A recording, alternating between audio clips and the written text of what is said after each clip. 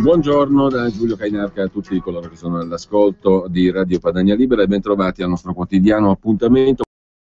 Oggi annunciando un'iniziativa che ci terrà compagnia nelle prossime settimane e soprattutto credo che sarà un'iniziativa utile, visto che molti di coloro che ci ascoltano hanno domandato che si facesse, giustamente, perché si tratta di una questione che ci accompagnerà anche dal punto di vista, spero, del dibattito politico da qui alle prossime elezioni europee, che forse sono le prime elezioni nella storia delle votazioni per eleggere i rappresentanti al Parlamento europeo che hanno una carica di politicità finalmente molto elevata, in virtù del fatto che si discute dei fondamenti della costruzione europea e della moneta unica.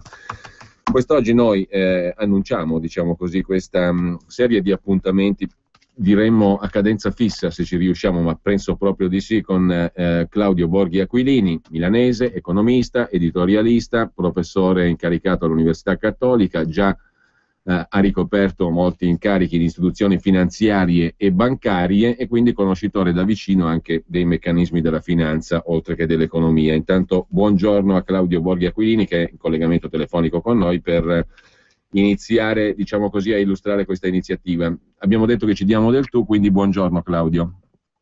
Buongiorno a te, ma certo. Allora, io vorrei introdurre questa nostra chiacchierata con una specie di tormentone del giorno, o meglio, uno dei tormentoni di internet. Lo vuoi ascoltare con me, Claudio?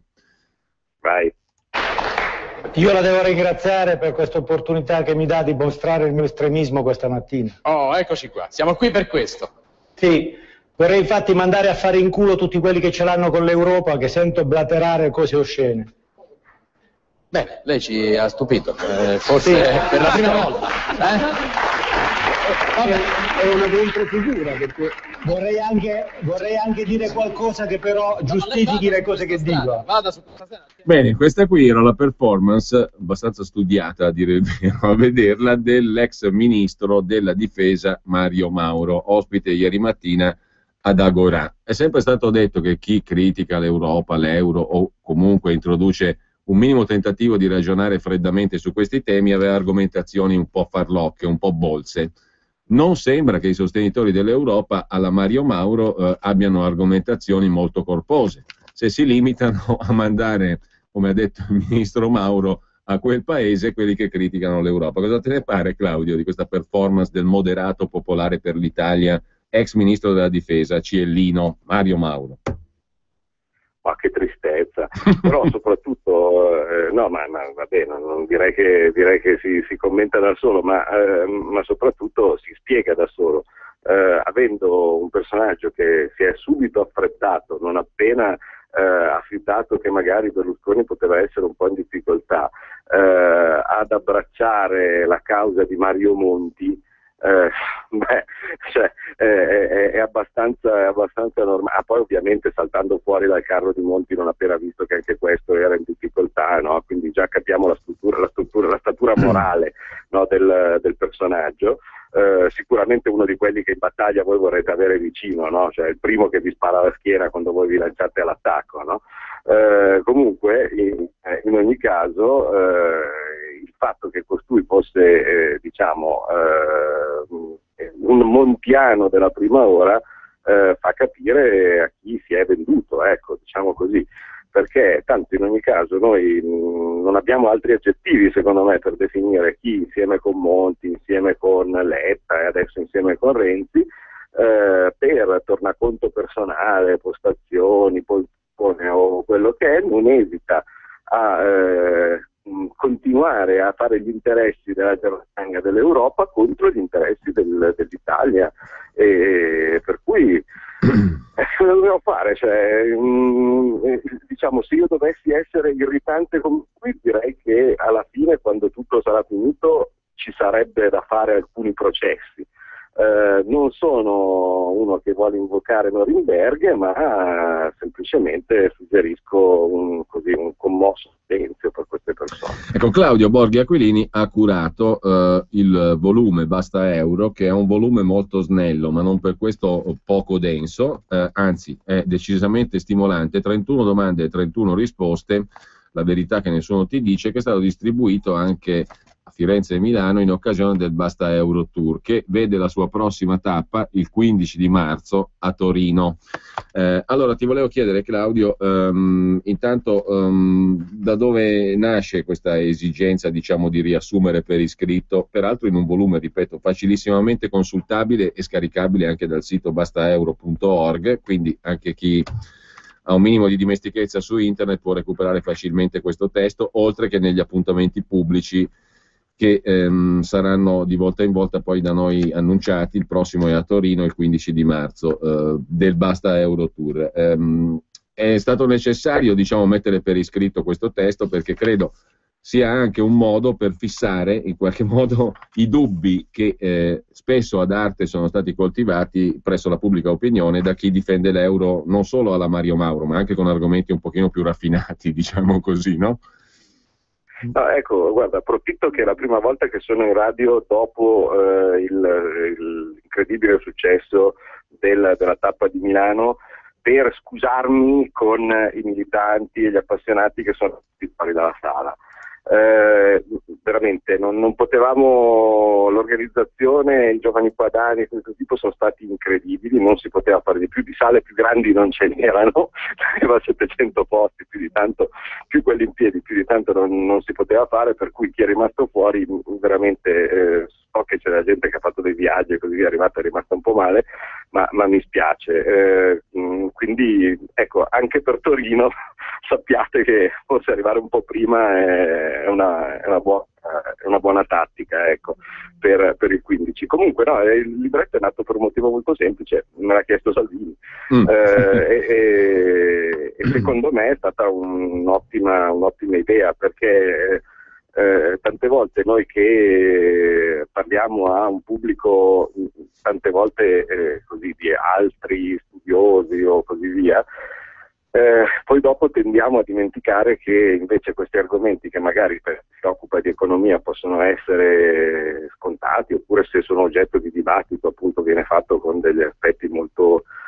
complicati, in realtà devono essere comunicati a tutti, e quindi niente, Salvini mi ha molto banalmente chiesto se le cose che magari si trovavano un pochettino più complicati, come per esempio quello che lui spesso porta in giro, da dare in mano a Renzi o questo o quest'altro, che è il tramonto dell'euro di Bagnai, potessero essere tradotti in un linguaggio comprensibile a tutti, pur mantenendo diciamo, l'inattaccabilità delle argomentazioni. Non è stato un esercizio semplicissimo, se devo dire, perché tante volte se semplifichi troppo poi dopo ti esponi agli attacchi degli altri che ti dicono qui hai esagerato, hai scritto male, hai scritto diverso, però che fosse leggibile e comprensibile a tutti. Alla fine direi che secondo me è stata un'idea vincente, anche perché insomma si vede già subito dal numero delle volte in cui il libretto è stato scaricato già solo dal sito. Se non mi ricordo male andiamo verso le 200.000 copie, che è una cosa incredibile. Sì, e tra l'altro io ripeto, l'indirizzo è facile anche da trovare,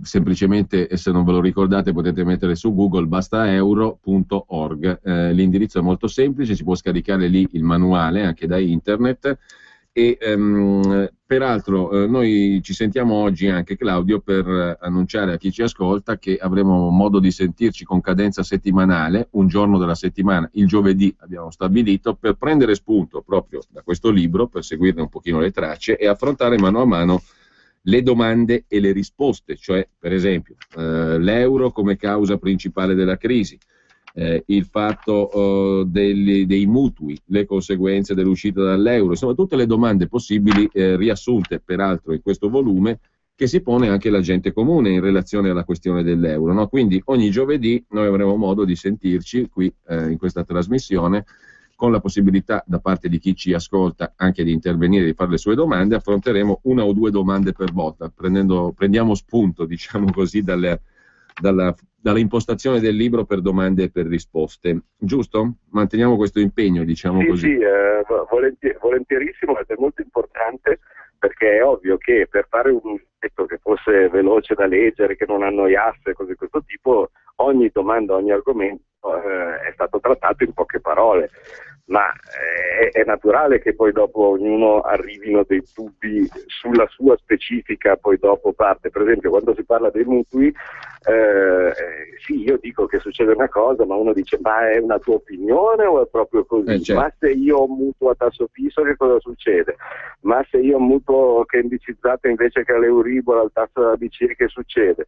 E quindi, dato che le domande possono essere tante, è evidente che per ognuna di queste 31 domande, una al giorno per un mese, c'è materia e spazio per approfondire molto. Quindi ecco, anche chi legge il libretto ti assicuro che ogni domanda è vero che è breve, che è una rispostina, ma ha dietro di sé insomma tanto studio, quindi c'è molto da dire. È stato un bel lavoro infatti condensare in un volume di facilissima consultazione, ma dicevo prima molto denso, perché è un condensato di questioni che sono questioni importanti, riassunte peraltro molto bene, bisogna dire la verità, perché il pregio di questo libro è che si può comprendere con molta facilità, dà spunto poi a ulteriori domande e a riflessione, ma è anche il compito di un libro, vuol dire che è un libro che è venuto bene, secondo me, e lo dico da lettore. Sì, ringrazio molto, ma è anche vero che poi alla fine si possono condensare ancora di più. Per esempio, in una maniera geniale l'ha fatto ieri Salvini a Ballarò.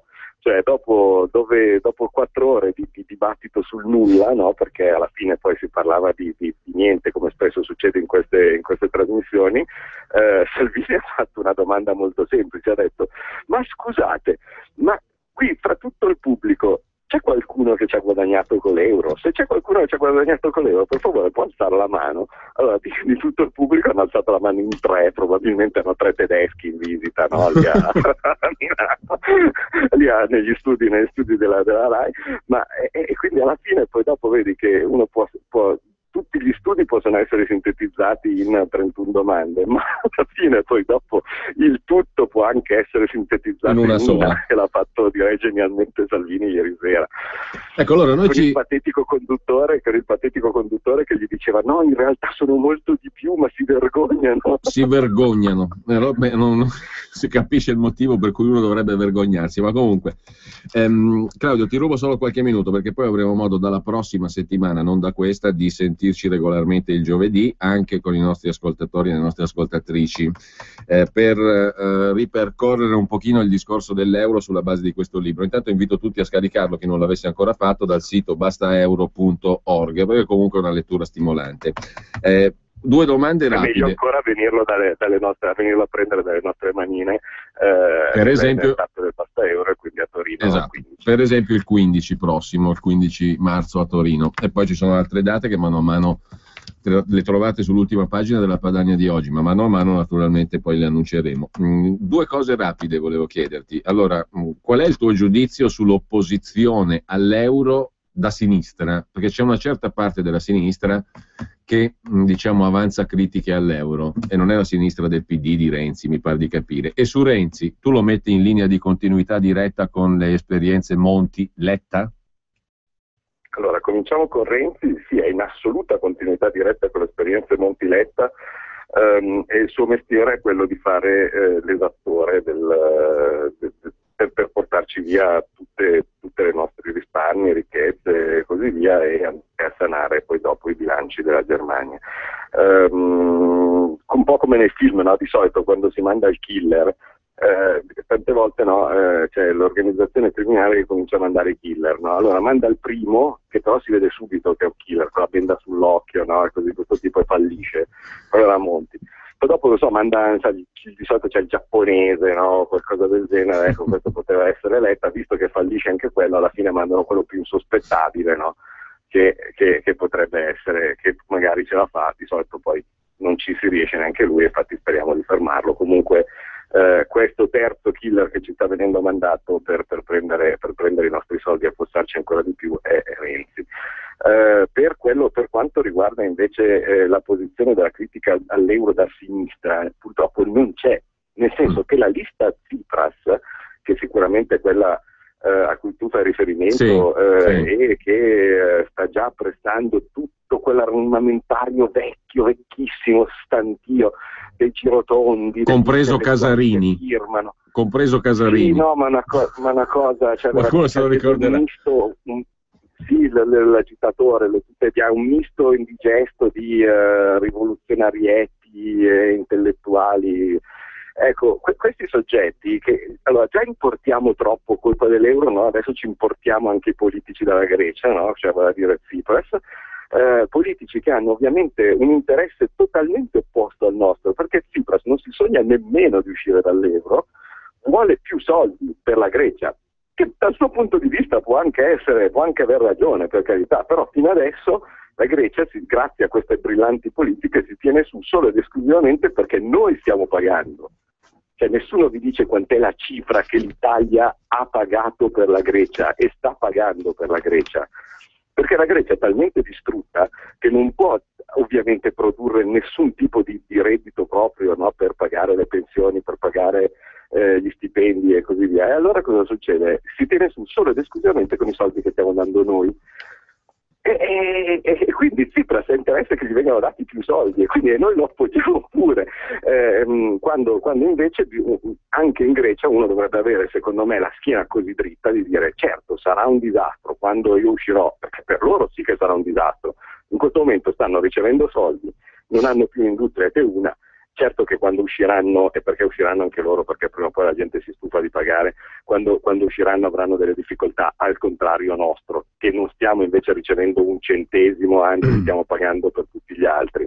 Per cui purtroppo per loro, in realtà, quando si sono attaccati al carro sbagliato, cioè si sono attaccati a una critica che è solo una critica dell'Unione Europea, dove si dice si battono i pugni sul tavolo, si fanno cose di questo tipo, ma non allo strumento dell'Unione Europea, vale a dire che è quello poi dopo con cui ci governano, vale a dire che è l'euro. Quindi è un'altra delle liste, come tutto sommato probabilmente è Grillo, dove chi pensa di dissentire, di voler cambiare le cose, potrà indirizzare innocuamente il suo voto e lasciare esattamente le cose così come cambiano. In questo momento l'unica forza che si sta schierando contro l'euro senza se e senza ma è la Lega Nord, e infatti io l'appoggio non per altro. Ecco Claudio, a proposito di Movimento 5 Stelle, forse c'è anche il tentativo da parte di chi condiziona per mestiere la pubblica opinione di far credere che il Movimento 5 Stelle sia un movimento di protesta contro questa Europa, magari anche contro la moneta unica, in modo da indirizzare i voti verso un movimento i cui leader, come è testimoniato anche nel volume che tu hai curato, Basta Euro, in realtà si sono espressi in modo chiaro, Casaleggio e Grillo. Casaleggio dice se usciamo dall'euro non risolviamo il problema, e Grillo io non ho mai detto che bisogna uscire dall'euro, no? Quindi è verissimo, sì, sono virgolettati precisi, poi dopo aggiungono perché io dico che bisogna fare il referendum e cose di questo tipo, ma io dico, ma santo signore, ma se io voglio andare a Torino, no, vado in stazione e prendo un treno che dice Torino, c'è un cartello che dice vado a Torino, ma vi sembra che io vado in un treno che dice non so dove vado, poi faremo un referendum fra i passeggeri per vedere dove andiamo se io voglio andare a Torino? Ma è una follia, no? E poi oltretutto tenuto presente che il referendum non si può fare, è incostituzionale, uno perderebbe soltanto un anno di tempo a raccogliere le firme per poi vederselo ovviamente bocciato dalla Corte Costituzionale, perché non si può fare un referendum su trattati europei o su trattati internazionali, per cui è uno strumento evidente di perdere tempo e non si può neanche pensare che non lo sappiano o non lo dicano, perché mi hanno invitato alla Camera, c'è il video, se uno va a cercarsi anche qui su internet il video Io sarò brutale, cerca queste parole, io sarò brutale, trova subito il mio faccione che gli racconto un paio di cose al 5 Stelle per essere sicuri che abbiano capito. Comunque sono andato alla Camera, gliel'ho detto in tutti i colori in modo che non ci possa essere nessun dubbio sulle cose, e alla fine se ne sono fregati. Il risultato quindi è che noi abbiamo fatto tutti i tentativi possibili, no, per cercare di capirli, perché insomma, ma anche dal punto di vista della Lega sarebbe stato anche simpatico vedere, facciamo una battaglia con altre forze, non è che uno deve avere per forza l'esclusiva di una determinata battaglia, anzi in teoria quanti più si è meglio si è. La verità è stata però che in realtà loro non sono contro l'Europa, non sono contro l'euro, e quindi devo pensare che sia tutta un'operazione Bene, Claudio, dobbiamo salutarci. A me verrebbe da chiederti un'altra cosa, proprio a flash, prima di lasciarti andare, perché l'abbiamo letta stamani sui giornali, che non ha direttamente a che fare con ciò di cui parleremo, cioè principalmente l'euro e il basta euro, ma con appunto un'iniziativa che è stata molto strombazzata già da subito dall'inizio dal governo Renzi, quella di pagare i debiti della pubblica amministrazione. Tramite Cassa Depositi e Prestiti. Oggi abbiamo letto sui giornali che interverranno le banche che in qualche modo diventano lo strumento attraverso il quale con garanzia statale pagare le imprese. Io non ho ben capito come funziona, tu l'hai capito? Perché non so, se le cose che non capisco mi danno un po' la sensazione di qualche gabola in agguato. Ma effettivamente la gabola c'è come? Perché in questo momento tutti parlano della Cassa Depositi e Prestiti come se fosse un portafoglio che contiene soldi che possono essere distribuiti, ma la Cassa Depositi e Prestiti è un'altra maniera per dire il risparmio postale. Vale a dire, i soldi che sono nella Cassa Depositi e Prestiti sono i soldi dei risparmiatori che lasciano i soldini nei libretti della posta, quindi vale a dire quelli che vogliono essere il più sicuri del sicuro. Quindi cioè, è come dire che, non lo so, se io ho bisogno di soldi per pagare qualcuno, prendo i soldi di qualcun altro e poi dico: guarda, ho fatto una cosa geniale. Ecco, bisognerebbe sentire l'opinione dei risparmiatori della posta, se sono contenti di usare i loro risparmi a garanzia dei debiti della pubblica amministrazione. Allora, il meccanismo anche qui è patetico, vale a dire, in nessun'altra parte del mondo la pubblica amministrazione ha dei problemi a pagare i suoi debiti, scusate, perché alla fine, se in Inghilterra hanno bisogno dei soldi, semplicemente fanno un pochettino più di deficit o emettono qualche botto di più o qualche debito di più e pagano a 30 giorni. E poi dopo succede, come magari succederebbe da noi, che questi soldi in realtà rientrano in cassa maggiorati, perché è evidente che se io tengo un intero paese affamato, no, perché non sto distribuendo quello che sacrosantemente gli è dovuto, poi dopo questo stesso imprenditore, invece che deve aspettare di ricevere il denaro, invece di rimettere in moto l'economia, tira giù la saracinesca. E allora che cosa facciamo? Cioè, in realtà i debiti della pubblica amministrazione non sono diversi dal BOT e il CCT, quindi se uno non paga il BOT e il CCT lo Stato fa default, è una cosa terribile, no? È devastante. E invece può permettersi di non pagare chi ha lavorato per lo Stato. Ma veramente stiamo delirando, e anche il pensare di dover andare a prendere i soldi dei risparmiatori postali e similari per pagare dei debiti della pubblica amministrazione vi sembra una cosa intelligente, ma prima scappiamo da questa follia e meglio è. Bene, allora io saluto Claudio Borghi Aquilini, ci risentiamo non questo giovedì ma il giovedì della prossima settimana per ragionare su come uscire dall'incubo dell'euro. Grazie a Claudio Borghi Aquilini. Buon lavoro, a risentirci. Grazie a te, ciao, grazie. Allora, noi adesso mandiamo la pubblicità e subito dopo una conferenza stampa che è andata, c'è stata poco fa, mentre noi parlavamo con Claudio Borghi Aquilini, dove il segretario della Lega Salvini e il capogruppo alla Camera Giorgetti hanno annunciato un'iniziativa della Lega in occasione del prossimo fine settimana, del prossimo 8 marzo, che poi ascolteremo subito dopo la pubblicità. Quando vuoi regalarti un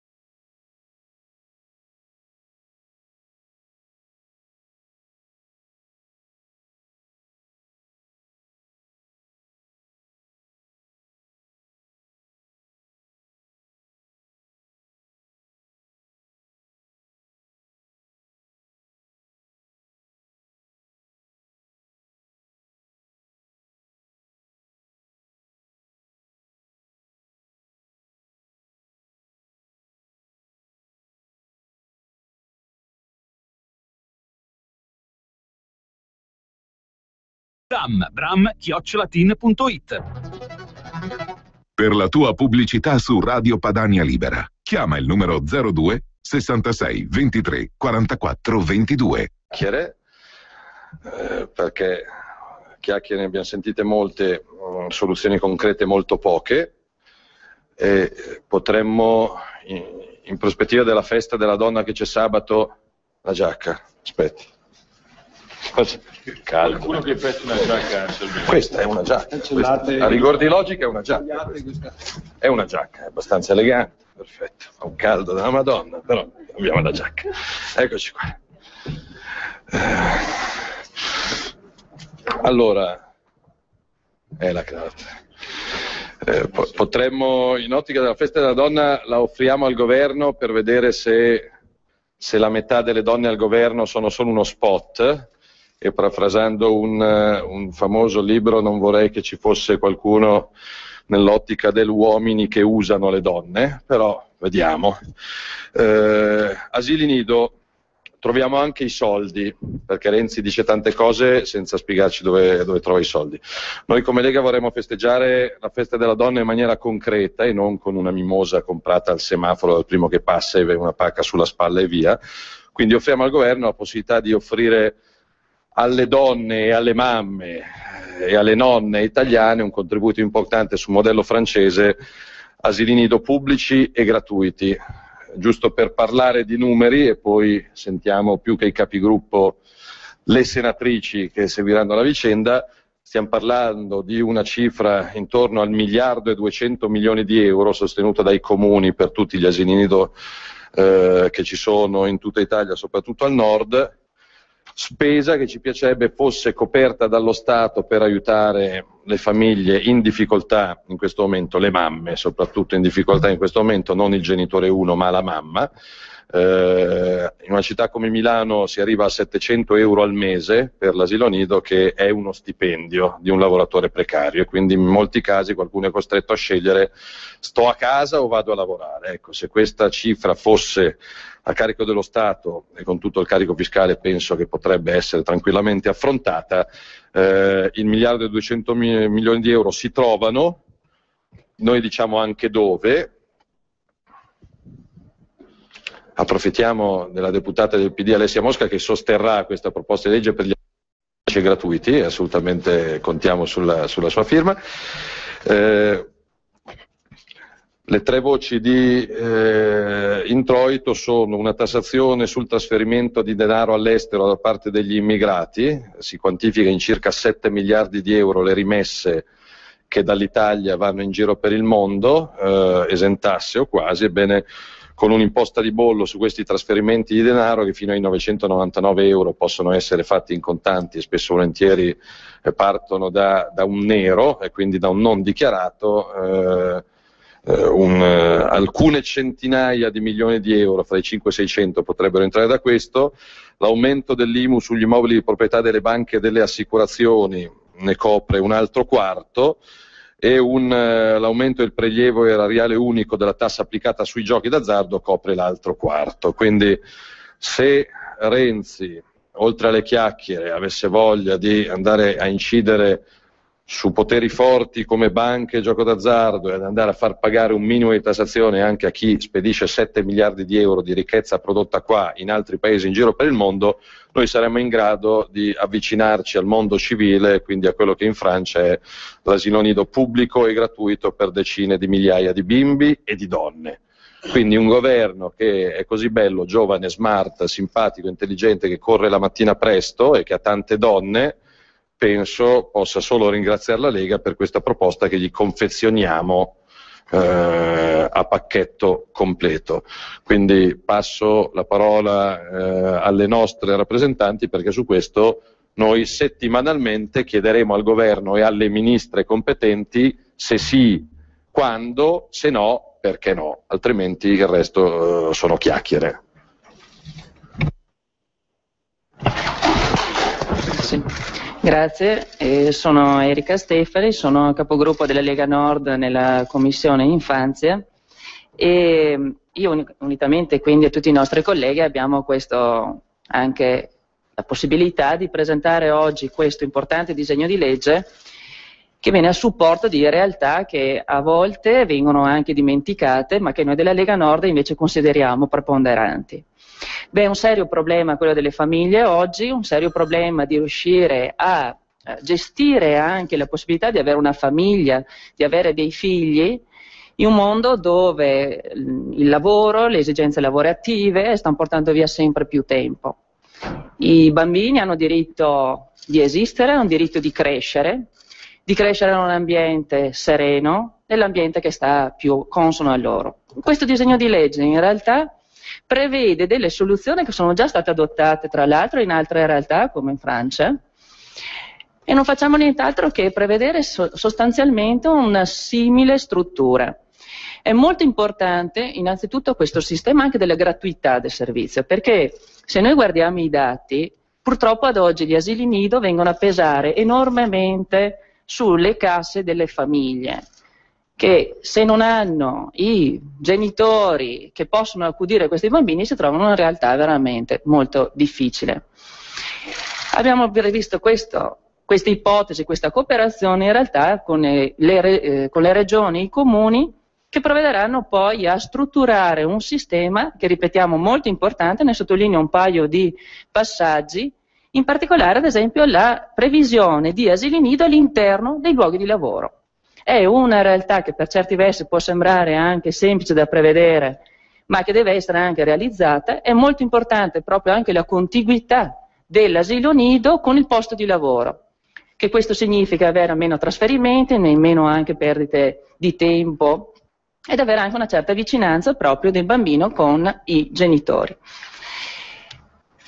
Forse in un momento come questo, dove si sta parlando di sistema elettorale, si sta parlando di crisi economica, di altro, si sta parlando anche, arriviamo qua in prossimità della festa della donna e sembra quasi che solo adesso si parlino di problemi della famiglia. Ma la Lega Nord invece ne ha a cuore, è da tempo che ne ha a cuore, ci sono queste realtà che le dobbiamo portare avanti, dobbiamo pensare proprio a quella che è la nostra struttura anche della società e non solo delle problematiche che ovviamente riguardano tutti, importantissime, però bisogna guardare proprio alla realtà delle famiglie. Noi della Lega Nord ci pensiamo alla realtà delle famiglie, a cosa vuol dire avere uno stipendio, che cosa vuol dire gestire dei figli. Grazie. Buongiorno a tutti, grazie per essere qui. Io sono Patrizia Bisinella, capogruppo della Commissione Affari Costituzionali al Senato.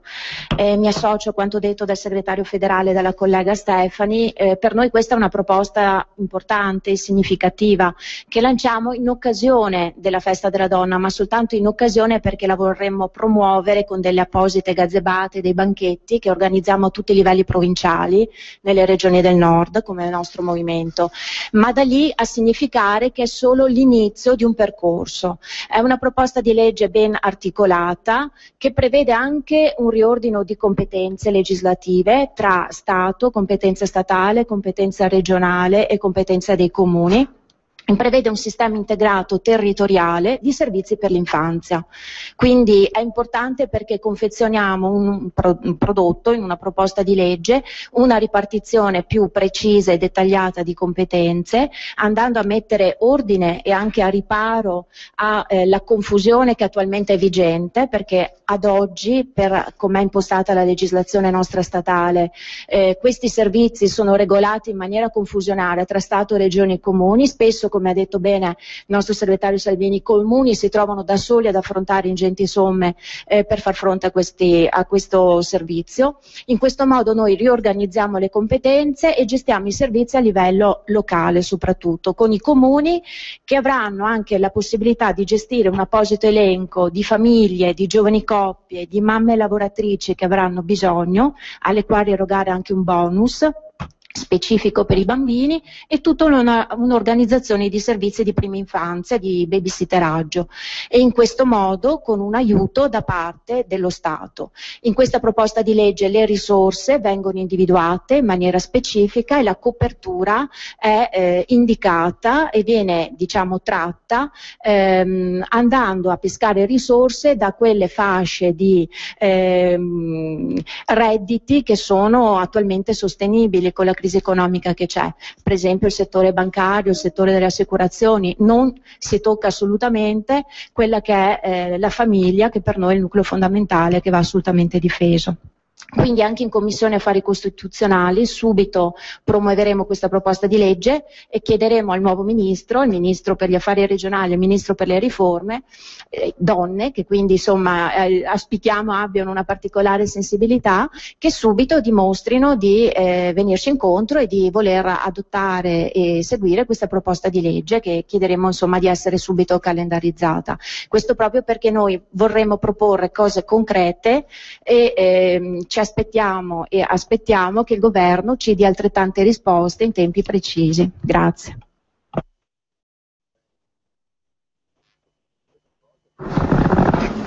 Io volevo fare due osservazioni di carattere generale, diciamo politico. Questa non è una legge per incentivare la natalità, ma per permettere la natalità, ed è la risposta più potente alle varie leggi Fornero, perché soltanto se qui nascono bambini e le famiglie possono permettersi di far nascere bambini possiamo rispondere al problema delle pensioni. Quindi questa è la più potente risposta a qualsiasi legge Fornero che qualcuno possa immaginare.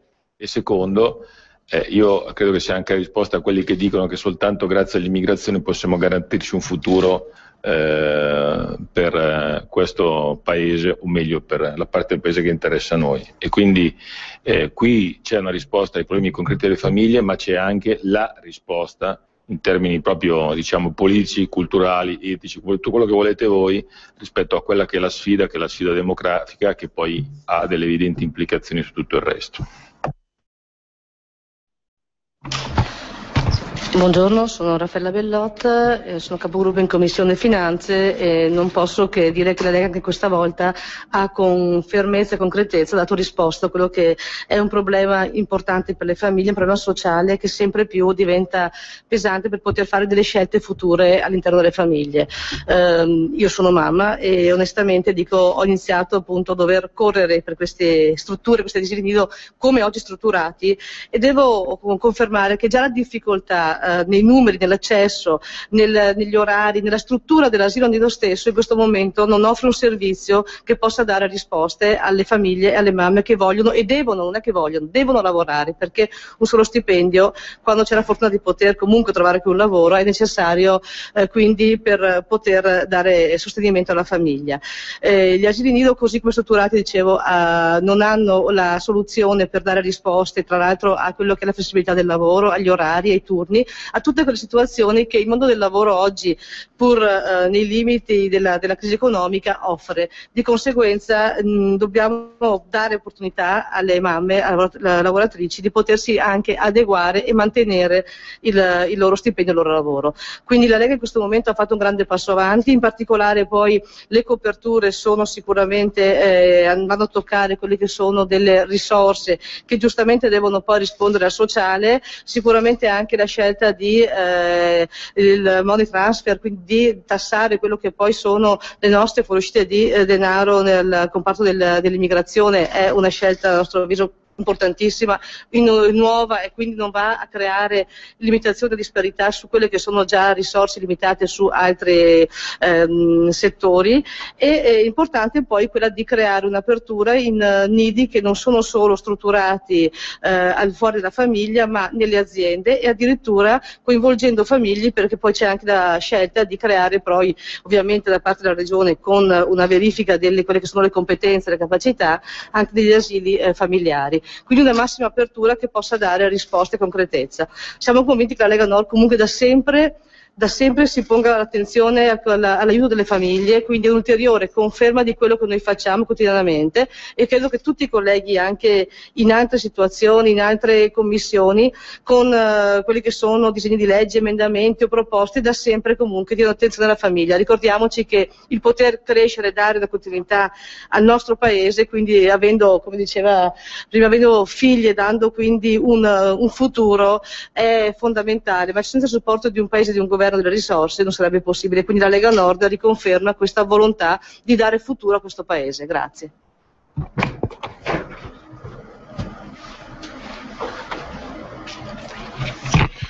Noi sabato saremo in oltre 50 piazze in tutti i capoluoghi del centro-nord per pubblicizzare queste iniziative. Ripeto, oggi Renzi mi sembra che sia in visita messianica a Siracusa.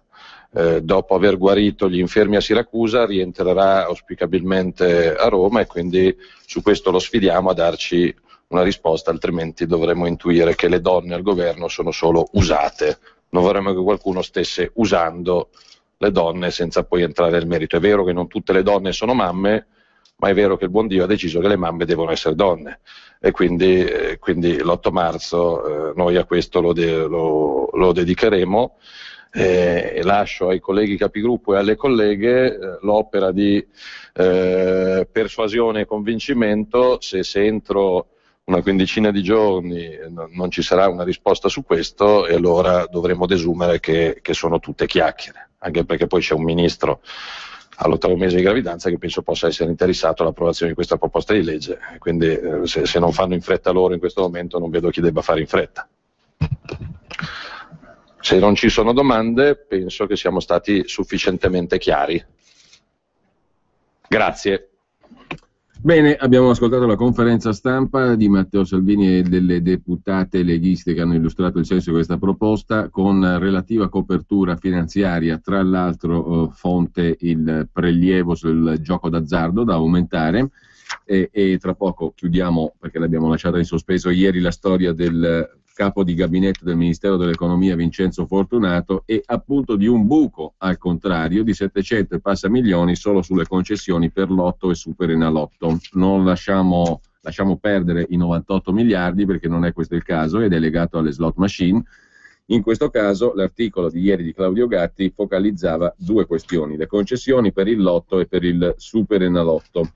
Vale a dire due altri settori nei quali lo Stato gestisce il gioco d'azzardo tramite concessioni, e proprio sul meccanismo delle concessioni ha centrato l'articolo di Gatti ieri sul 24 Ore che faceva perno sul comportamento omissivo, per usare un eufemismo, dell'allora capo di gabinetto del Ministero dell'Economia e delle Finanze e degli uomini di sua stretta fiducia, con una storia piuttosto complicata ma alla fine molto semplice. Vale a dire, lo Stato ha evitato di incassare di più e ha favorito qualcuno. Guarda un po' la stessa morale della favola dei 98 miliardi di euro di penale per le slot machine, per le 10 società concessionarie di slot machine. Ma a proposito di Renzi a Siracusa, citato poco fa da Matteo Salvini, mercoledì presenterò il piano casa, non ce la facciamo venerdì, lo stiamo rivedendo. Presenteremo anche il Jobs Act e le misure per la scuola, misure che mettiamo tutte insieme per non incatenare i sindaci ma scatenarli, ha detto il premier Matteo Renzi parlando ai sindaci a Siracusa. Tra l'altro a Milano il braccio destro del sindaco Pisapia, Limonta, ha già liquidato la proposta di Renzi sugli asili come una cosa poco seria. Siamo seri, ha detto Limonta, il braccio destro di Pisapia, commentando l'iniziativa di Renzi sulle scuole, per la ristrutturazione delle scuole. Non è una cosa che si può improvvisare a livello di battuta, ha detto il sindaco, anzi il suo braccio destro a Milano. Seconda tappa con gli studenti, l'educazione è il futuro dell'Italia, scrive sul suo profilo Twitter il presidente del Consiglio Renzi nell'annunciare il suo arrivo a Siracusa di ritorno da Tunisi. Il Premier, e qui stiamo compulsando l'agenzia Stefani, l'agenzia del regime, l'agenzia ANSA, il Premier inizia la visita, racconta l'ANSA, all'Istituto Salvatore Raciti, dove incontra studenti e insegnanti della scuola. Renzi ha percorso a piedi i pochi metri dall'albergo che lo ospitava alla scuola Raciti. Ad accoglierlo una piccola folla di cittadini che lo hanno salutato e applaudito, scrive l'agenzia Stefani. Alcuni lavoratori gli si sono avvicinati per chiedere un sostegno da parte del governo e Renzi ha risposto: vedremo cosa si può fare. Poi una battuta a un signore anziano che, facendogli gli auguri, gli ha detto: lei è giovane, durerà 80 anni. 80 anni è una minaccia, ha risposto Renzi. Politicamente sarei per durare poco. Bene il lavoro ai giovani. E poi Matteo è stato accolto così, con il suo nome scandito a mo' di slogan, dai bambini disposti, interessante il verbo, disposti in semicerchio, che ballavano e cantavano il Presidente del Consiglio. Al suo arrivo nell'istituto comprensivo Salvatore Raiti, non Raciti, non lo so, prima tappa della giornata siracusana del Premier. La scuola, che ha 800 alunni, è anche un modello di integrazione per la presenza di una trentina di studenti stranieri, oltre che di accessibilità, visto che è completamente priva di barriere architettoniche. Detto per inciso, 30 stranieri su 800 alunni è molto molto poco. Modelli di integrazione ce ne sono di molto molto più significativi in giro per l'Italia. Comunque, ad accogliere Renzi, che è arrivato assieme al sottosegretario Graziano Del Rio, c'erano il sindaco Giancarlo Garozzo e la sua giunta. All'incontro alla scuola partecipano anche il vicepresidente di Confindustria Ivan Lobello e l'arcivescovo di Siracusa Salvatore Pappalardo. È il momento più difficile da 30 anni per chi perde il posto di lavoro. Dobbiamo cercare di fare uno sforzo vero, dice Renzi, parlando con studenti e insegnanti del tema della disoccupazione, con riferimento alla Sicilia e al Sud. Parlando agli studenti, il Premier ha anche auspicato che la scuola italiana torni ad essere la patria della bellezza e della cultura. E ai maestri Renzi assicura che dal vostro lavoro ripartirà l'Italia. Poi si rivolge ai bambini direttamente. Mi avete chiesto prepararci un futuro. Il futuro cerchiamo di prepararlo insieme a voi e ai vostri insegnanti. Torno a Roma felice. Questa è vera, ascoltate bene, questa è vera. Ha detto Renzi, torno a Roma felice perché so di poter contare sui bambini di Siracusa. Lasciata la scuola, Renzi arriva a piedi nella sede del municipio di Siracusa, dove ha incontrato alcuni sindaci del siracusano, suoi ex colleghi, visto che il Premier ha annunciato di avere optato per la carica di Premier ieri. Questo è ciò che scrive l'agenzia ANSA di questa mattina. Non sto ridendo perché non c'è altro da fare, secondo me. Insomma, non è che abbiamo acquistato un premio, abbiamo trovato un comico, ma neanche di quelli tanto efficaci, poi a dire il vero, perché queste battute qui, anche a scriverle uno che avesse voluto aver poco successo, doveva ingegnarsi e studiarsi non poco. Comunque, lasciamo perdere l'agenzia Stefani, l'agenzia del regime, e torniamo invece al caso di Vincenzo Fortunato e le licenze delle lotterie, raccontato ieri da Claudio Gatti sul Sole 24 Ore, così almeno veniamo a capo di questa storia. Lo Stato che deve fare cassa, lo Stato che deve vendere, e uno dei compiti che ha ricevuto questo alto burocrate, capo di gabinetto del Ministero dell'Economia e delle Finanze per più di 10 anni e oggi anche docente alla Scuola Superiore di Economia e Finanze dello stesso Ministero, nonché liquidatore della società Stretto di Messina. Uno dei compiti che ha ricevuto Vincenzo Fortunato è stato anche quello di dirigere un altro istituto statale, un'altra società statale. Poco prima di lasciare la poltrona di Ministro dell'Economia, Vittorio Grilli ha delegato proprio al dottor Vincenzo Fortunato una parte importante del compito di vendere e fare cassa, perché lo ha messo a capo di una società di gestione del risparmio pubblica, in pratica il fondo chiamato Fondo dei Fondi per le Dismissioni, che si occupa di vendita degli immobili pubblici. Il decreto è stato firmato da Vittorio Grilli poco prima di lasciare il Ministero dell'Economia. Quindi Vincenzo Fortunato, oltre a insegnare alla Scuola di Economia e Finanze e a liquidare la società Stretto di Messina, dovrà occuparsi anche di vendere il patrimonio pubblico dello Stato. Su Vincenzo Fortunato si è già detto molto, ma quello che ieri raccontava il Sole 24 Ore ha a che fare con il settore dei giochi, un settore che ha una qualche rilevanza anche per le casse dello Stato, sebbene lo Stato incassi 7 e spenda 30 miliardi per ludopatie e per tutto il resto. Quindi lo Stato è in perdita sul settore dei giochi. Ha rinunciato ai famosi 98 miliardi e a quanto pare, in virtù dell'operato di Fortunato e dei suoi stretti collaboratori, ne ha persi altri 700 su Lotto e Super Enalotto. Lasciamo perdere le slot machine e i 98 miliardi. Fortunato, al telefono con il Sole 24 Ore, ha detto che lui col mondo del gioco non c'entra nulla. Eppure, scrive il quotidiano di Confindustria, l'articolo di ieri di Claudio Gatti, i documenti in possesso del Sole 24 Ore dimostrano il contrario, cioè che col settore dei giochi Fortunato ha a che fare come.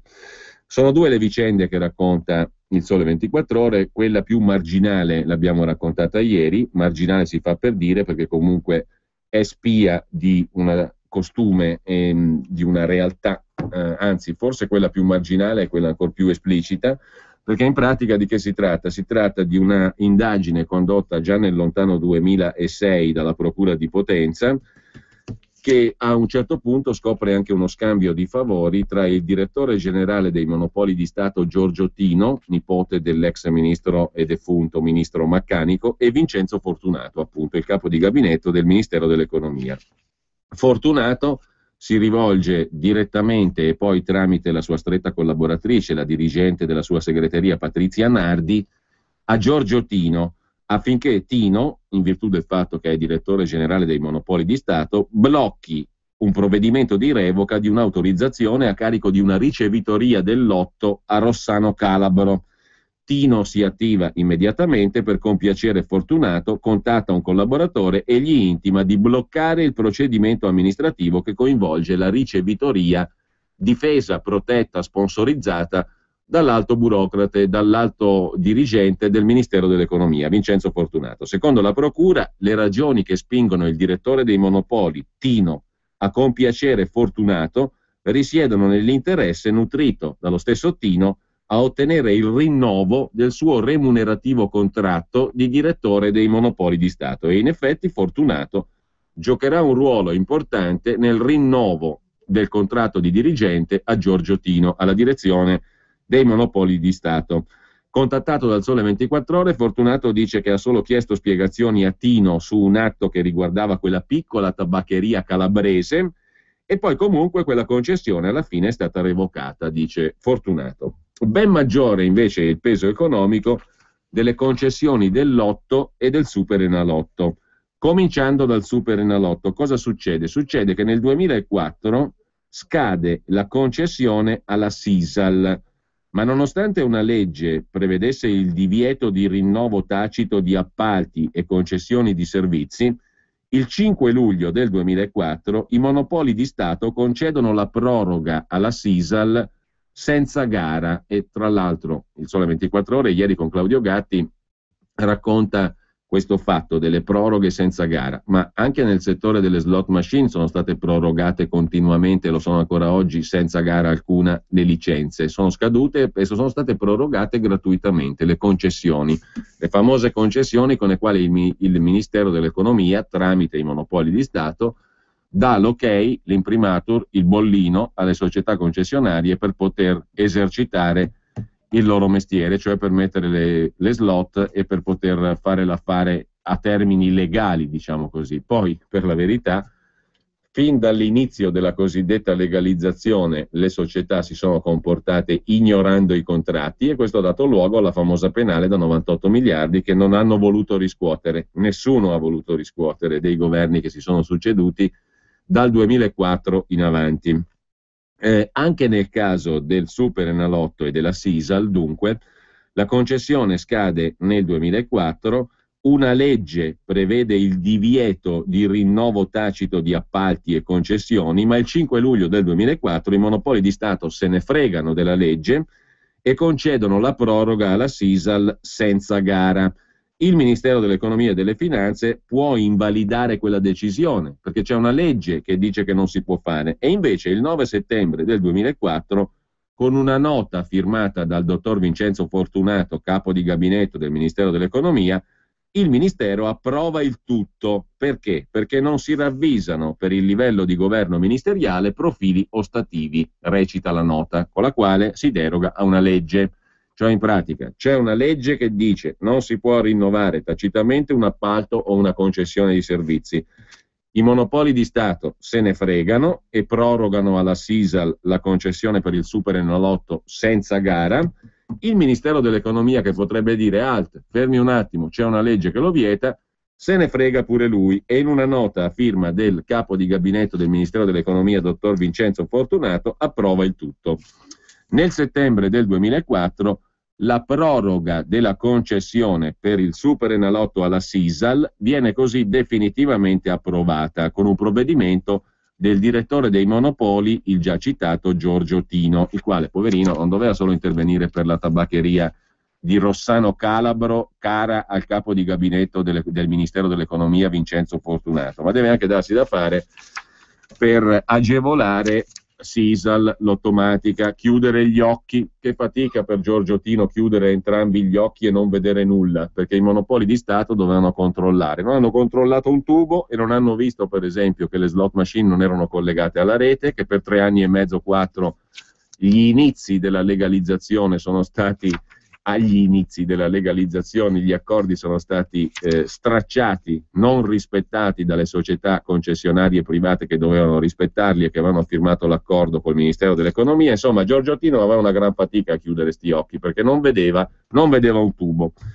La proroga dunque, in questo caso per il Superenalotto alla Sisal, viene definitivamente approvata nel settembre del 2004 con un provvedimento del direttore dei Monopoli Giorgio Tino, che in una nota agli atti spiegava, in relazione all'iter decisionale attraverso il quale i monopoli di Stato sono giunti alla determinazione di prorogare la concessione del Superenalotto anziché indire la gara, si rinvia a quanto puntualmente relazionato al capo dell'Ufficio Coordinamento Legislativo Finanze Italo Volpe, braccio destro di Fortunato, al capo di gabinetto, Fortunato stesso, e al sottosegretario Alberto Giorgetti. Alberto Giorgetti, che raccontano in questi giorni è un po' incazzato perché non è stato confermato come sottosegretario nel governo Renzi, ma che è stato per tanti anni sottosegretario all'economia con delega ai giochi. È il politico ex Alleanza Nazionale MSI, l'Alberto Giorgetti Veneto, che ha sempre sovrainteso al settore dei giochi e che è un grande amico delle concessionarie di Stato. Quello era un atto gestionale che fa il direttore generale. In questa misura ne sono venuto a conoscenza, si giustifica con il Sole 24 Ore il dottor Vincenzo Fortunato. Giorgio Tino lo chiama in causa e dice: ragazzi, io, se la legge dice che non si può fare, io mi trincero dietro al fatto che al Ministero dell'Economia tutti gli uomini di Fortunato compreso, mi hanno detto che si può fare. Quindi il direttore generale dei Monopoli di Stato dice: l'ha approvato anche il Ministero dell'Economia. C'è una legge che impedisce o impedirebbe, in Italia bisogna usare il condizionale, che impedirebbe di rinnovare tacitamente una concessione. Ma siccome anche il Ministero dell'Economia mi ha detto che si può fare, io lo faccio e rinnovo la concessione senza gara. A rompere le uova nel paniere, a questo punto, arriva la società di diritto inglese Stanley Betting, un'altra delle società attive nel settore giochi e scommesse, che impugna i provvedimenti in questione. Il Consiglio di Stato le dà ragione e con una sentenza dichiara la proroga, voluta da Tino e Fortunato, illegittima. I monopoli di Stato vengono così costretti a indire una gara che la Sisal poi vince dopo aver offerto una significativa riduzione dell'aggio, cioè della percentuale trattenuta sulle somme riscosse, che passa dal 5,94 al 3,73%, versando poi la Sisal una tantum 100 milioni di euro. Ma non è tutto bene quel che finisce bene, perché il documento della Corte dei Conti, di cui il Sole 24 Ore è venuto in possesso, stima che nel frattempo, per questo giochino di Tino e Fortunato, le casse dello Stato hanno avuto un danno economico di quasi 70 milioni di euro. 70 milioni che sono nulla rispetto a quello che accade con l'altra vicenda raccontata ieri della proroga del gioco del lotto. Il documento della Corte dei Conti in questo caso dice che lo Stato non ci ha perso solo 70 milioni, come nel caso del Superenalotto prorogato alla Sisal, ma ci ha perso circa 700 milioni, cioè 10 volte di più, 700 milioni di euro naturalmente. La concessione, nel caso della proroga del gioco del lotto, non solo è stata oggetto di un tacito rinnovo, come quella del Superenalotto alla Sisal, ma è stata prorogata di 4 anni sulla base della decisione di un collegio arbitrale la cui composizione ha suscitato perplessità perfino nell'avvocatura dello Stato italiano.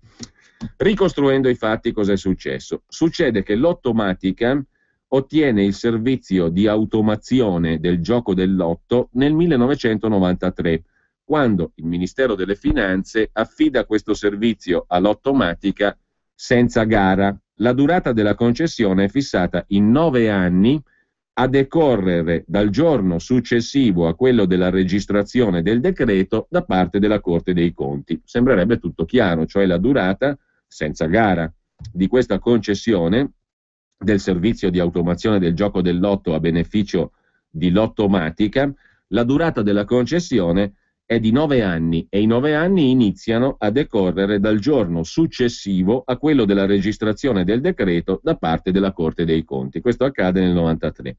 La registrazione del decreto in cui si nomina Lottomatica concessionaria per il servizio di automazione del gioco del lotto, la registrazione del decreto, e dal giorno dopo iniziano i 9 anni di concessione, la registrazione avviene il 18 aprile del 94. Che la data di inizio, di avvio della concessione fosse quella, sembrava all'epoca riconosciuto, pacifico, chiaro, indiscutibile. A provarlo sono 3 documenti. In primo luogo c'è un verbale di una riunione del 15 dicembre del 1993 al Ministero dell'Economia, sottoscritto dall'amministratore delegato di Lottomatica Marco Staderini. Marco Staderini poi ha fatto anche carriera politica con l'UDC, è stato consigliere di amministrazione della RAI e amministratore delegato di Lottomatica. Staderini nell'occasione era affiancato dall'avvocato Carlo Mirabile. Quindi c'è innanzitutto il verbale di questa riunione del 15 dicembre 1993 al Ministero dell'Economia, sottoscritto dall'amministratore delegato di Lottomatica Staderini, nella quale c'è scritto nero su bianco che la registrazione di questa concessione è stata fatta dalla Corte dei Conti il 18 aprile del 1994, o meglio, in quel verbale del 15 dicembre si dice che la concessione inizia il giorno dopo che la Corte dei Conti ha registrato il contratto di affidamento di concessione. Poi c'è una nota interna di Lottomatica del 28 dicembre, firmata dall'avvocato dell'amministratore di Lottomatica Staderini, l'avvocato Mirabile, in quanto segretario del Consiglio di amministrazione, e c'è anche il bilancio del 2002 in cui Lottomatica anticipava che l'anno dopo, alla scadenza dei primi 9 anni di concessione, la concessione sarebbe stata tacitamente rinnovata in ottemperanza al piano concordato col Ministero. Quindi diciamo che viene dato per scontato che i 9 anni iniziano dal 1994 e quindi nel 2003 scade la concessione di 9 anni. Questo rinnovo automatico effettivamente ci fu, ovviamente ancora senza gara. Ciò nonostante, il 14 gennaio del 2005 il nuovo amministratore delegato di Lottomatica, Rosario Bifulco, avanza una richiesta inaspettata. Siccome la notifica del nulla osta della Commissione europea al contratto di concessione del lotto era arrivata soltanto nel giugno del 98, quindi 4 anni dopo l'avvio effettivo del gioco nel 94, a parere del nuovo amministratore delegato di Lottomatica Bifulco, la data iniziale di decorrenza doveva essere ritenuta il 1998 e perciò Bifulco, per conto di Lottomatica, chiedeva ai monopoli di Stato un arbitrato per dirimere la questione che sembrava non esserci, perché fin dall'inizio si era detto che il contratto valeva a partire dal 94 e la registrazione del contratto di concessione a Lottomatica del servizio di automazione del gioco del lotto era nel 1994, cioè nel 1994, 18 aprile del 94, viene registrata dalla Corte dei Conti la concessione, che dura 9 anni, 94-2003. Siccome però la Commissione europea dà il suo nulla osta al contratto di concessione solo nel 98, il furbo amministratore di Lottomatica dice la Commissione europea ci ha dato il nulla osta solo nel 98 e quindi è da lì la data iniziale della decorrenza del contratto. La cosa è anche assurda, perché in realtà il servizio del lotto Lottomatica lo stava facendo già dal 94. L'amministratore delegato fa finta di dire ma la Commissione ci ha dato l'ok solo nel 98, quindi i 9 anni di concessione iniziano non dal 94 ma dal 98, così noi ci portiamo avanti ancora un po' per avere la concessione, ovviamente senza gara. Quindi forte di questa storia del fatto che la Commissione europea dà il nulla osta soltanto nel 98, l'amministratore delegato di Lottomatica chiede ai monopoli di Stato di nominare un collegio arbitrale per dirimere la questione. La questione è: la nostra concessione inizia nel 94 o inizia nel 98? È chiaro che è iniziata nel 94 perché c'è un documento della Corte dei Conti che registra il contratto di concessione all'Lottomatica del servizio del lotto nel 94.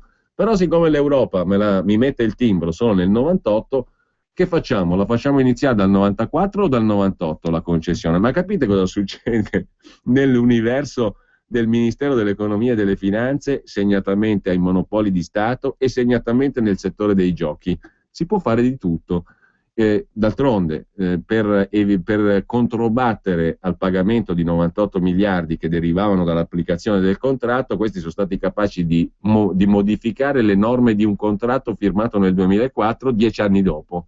Quindi si può fare di tutto. Io ho firmato il contratto nel 2004, però lo modifico 10 anni dopo i termini del contratto che ho firmato 10 anni prima. Volete che si spaventino per una roba del genere? Quando hanno fatto quella roba là, si può tranquillamente dire che siccome il contratto di servizio per gestire il lotto all'Ottomatica l'ho dato nel 94, ma l'Europa si è pronunciata nel 98, allora facciamo finta che dal 94 al 98 non esiste niente, la concessione inizia nel 98 per guadagnare altri anni di concessione, evidentemente. E addirittura si pone ai monopoli di Stato la questione di interpretiamo l'inizio del contratto per gestire il lotto nel 94 o nel 98, bisogna interpretare, bisogna decidere se il contratto che era già stato registrato dalla Corte dei Conti nel 94 è valido dal 94 o a partire dal 98. Capite che questione assurda apparentemente viene posta, perché se tu stai esercitando l'attività del gioco del lotto dal 94 sulla base del contratto, è chiaro che il contratto vale dal 94, la stai facendo materialmente,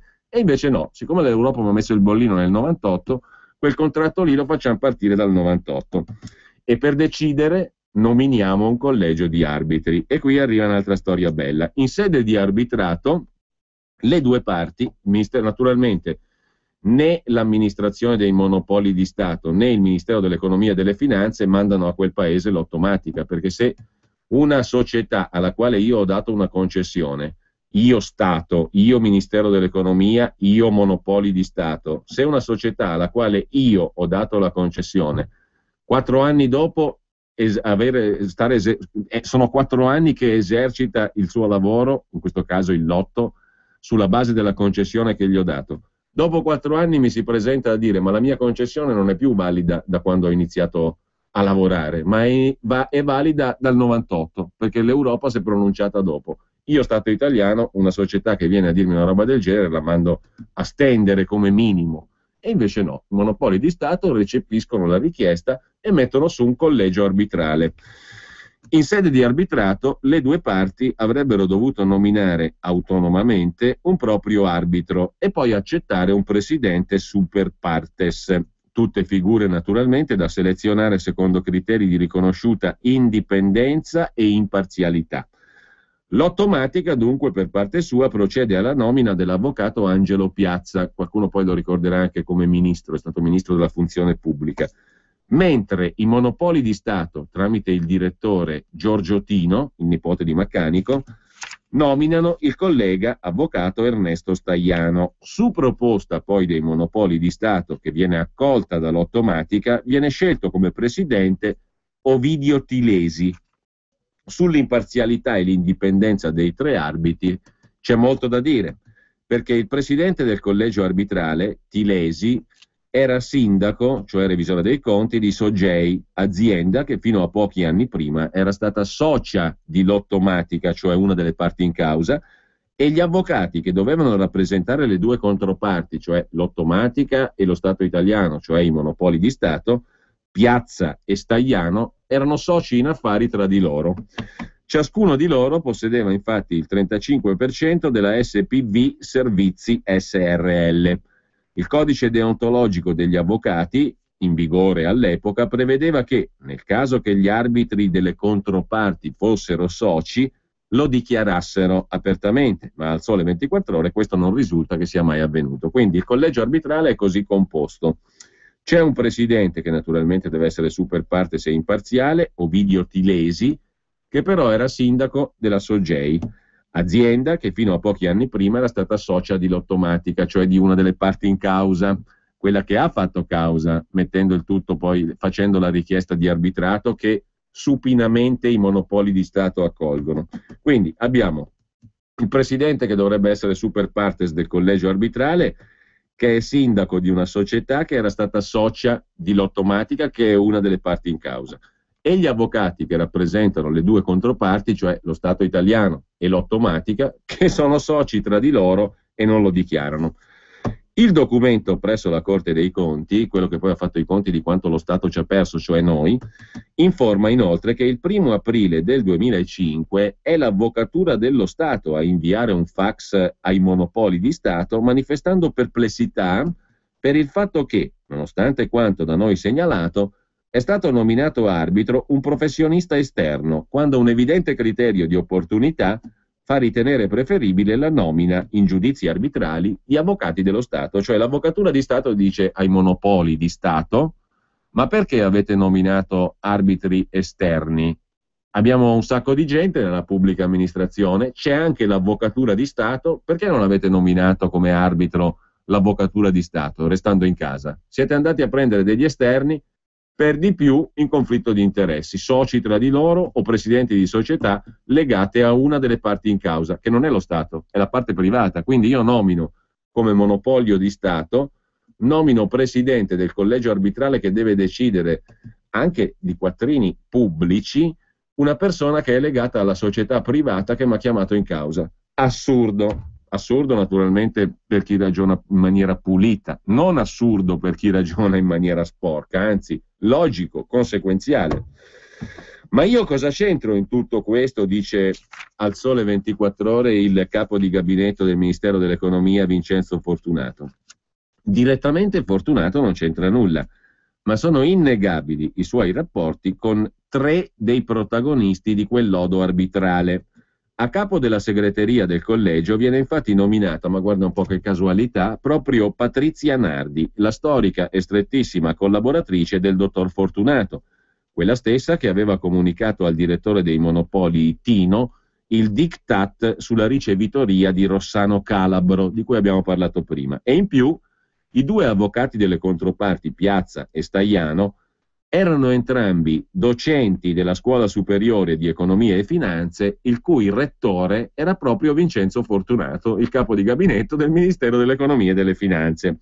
Insomma, come sosterrà un successivo esposto inviato dall'avvocato Alessandro Lamonica al Tribunale di Roma, tutti i componenti del collegio arbitrale, segretaria compresa, orbitavano intorno alla figura del dottor Vincenzo Fortunato, capo di gabinetto del Ministero dell'Economia.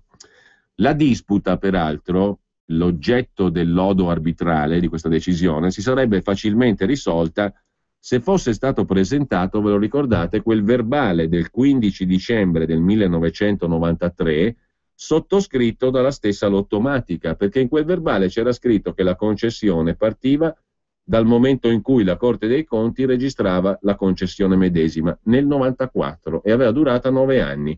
Quindi Lottomatica l'ha firmato quel documento lì, quel verbale, nel quale c'era scritto che la concessione di 9 anni partiva dal 94, quindi 94 più 9 fa 2003 e scadeva nel 2003. Quindi se Lottomatica aveva firmato quel documento il 15 dicembre del 93, nel quale c'era scritto che la durata della concessione di 9 anni partiva dal momento in cui la Corte dei Conti avrebbe registrato il contratto, il che è accaduto nel 94, non c'era discussione. Cioè Lottomatica non poteva più dire anni dopo: adesso pongo il problema di quando inizia il mio contratto, perché aveva firmato nel 93 che iniziava nel 94, o comunque quando la Corte dei Conti approvava, e ha approvato nel 94. Quindi Lottomatica aveva sottoscritto un verbale nel quale dichiarava, sottoscriveva che il contratto iniziava nel 94. Non può anni dopo dire: ma io lo vorrei far partire nel 98 perché la Commissione europea ha dato il timbro nel 98. Mi spiace, tu hai firmato, hai sottoscritto che il contratto partiva da quando la Corte dei Conti lo registrava. Quindi il verbale del 15 dicembre 93, dove c'è scritto questo, diventa fondamentale. La disputa poteva essere risolta sulla base di questo documento, sottoscritto dalla stessa Lottomatica, e invece ciò non avviene. Perché? Sentite questa. Perché l'avvocato Mirabile, che è l'avvocato che assiste l'amministratore delegato di Lottomatica Staderini, nel giudizio arbitrale chiaramente non ha interesse a produrre quel documento, ha interesse lo Stato, i monopoli di Stato, perché i monopoli di Stato possono dire: noi abbiamo questo documento, il verbale della riunione del 15 dicembre del 93, nel quale c'è scritto che l'Ottomatica accetta che il contratto di 9 anni di concessione inizia quando la Corte dei Conti registra il contratto, che accade nel 94. Quindi a quel punto, se i monopoli di Stato producono quel verbale, c'erano anche loro a firmare con l'Ottomatica, tagliano la testa al toro. L'Ottomatica non può più ciurlare nel manico e dire: no, la mia concessione inizia nel 98, quindi guadagno 5 anni di concessione. Però i monopoli di Stato quel verbale non lo producono, e sapete perché? Incredibile, perché la giustificazione che danno i monopoli è che quel contratto è andato, quel verbale è andato perduto, si è perso, non si sa più dov'è. Il 1 agosto del 2005 il collegio, composto dall'ex dirigente della Sogei, il presidente cioè Tilesi, che era il presidente per niente super partes, 2 colleghi di Fortunato e la sua assistente più stretta, naturalmente il collegio arbitrale a quel punto cosa fa? Dà ragione alla società privata, all'Ottomatica, al concessionario. All'Ottomatica vengono dunque dispensati altri 4 anni gratis di concessione del lotto e si arriva così a un totale record di 22 anni consecutivi senza gara di affidamento del gioco del lotto all'Ottomatica.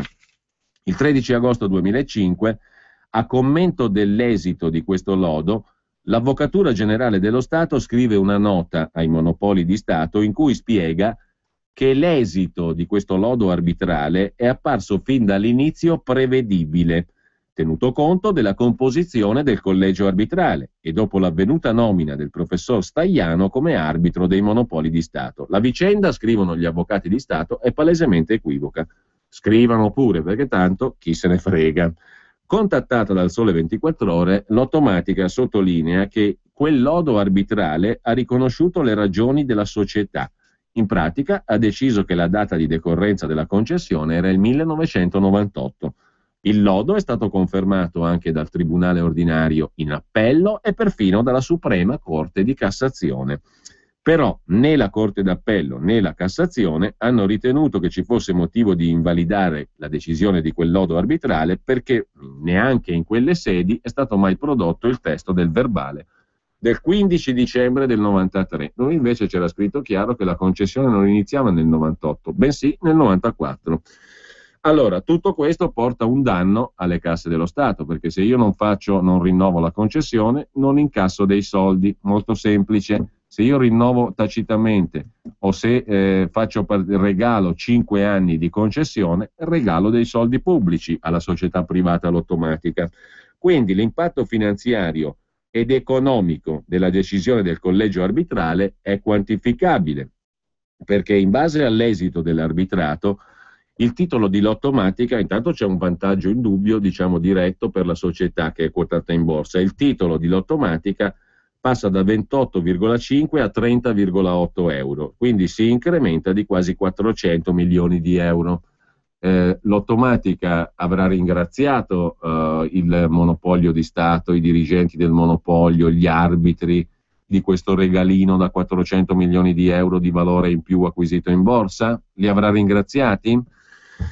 Per quanto riguarda poi la cifra, e questo riguarda l'incremento di valore di Lottomatica in base a questa decisione, poi c'è quello che perde lo Stato, il danno alle casse dello Stato. Se non fossero stati concessi quei 4 anni in più di concessione, la concessione del lotto sarebbe scaduta nel 2012. Nella conseguente gara, secondo il documento della Corte dei Conti, lo Stato avrebbe con tutta probabilità ottenuto condizioni migliori, e lo dimostrerebbe la gara del Super Enalotto, in cui l'Ottomatica offrì un aggio molto più basso di quello previsto dalla concessione del lotto attiva ancora oggi. Quindi il ragionamento è semplice: se io rinnovo la concessione, per vincere, quello che ha interesse a prendersi la concessione deve abbassare le pretese, quindi lo Stato incassa di più.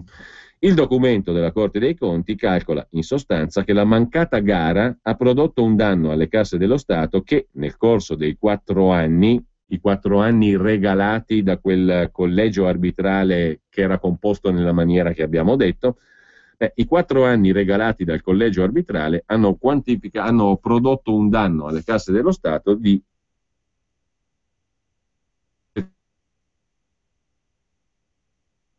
due questioni: la concessione del lotto e del Superenalotto. Nel primo caso Sisal, nel caso del Superenalotto Sisal, nel caso del lotto Lottomatica. Domani poi chiudiamo il discorso, perché il Sole 24 Ore ha anche contattato Vincenzo Fortunato, che dà delle risposte interessanti circa i suoi rapporti con alcune delle società del gioco, ma questo lo concludiamo domani. Intanto buona prosecuzione di ascolto a tutti e buon pomeriggio da Giulio Cainarca.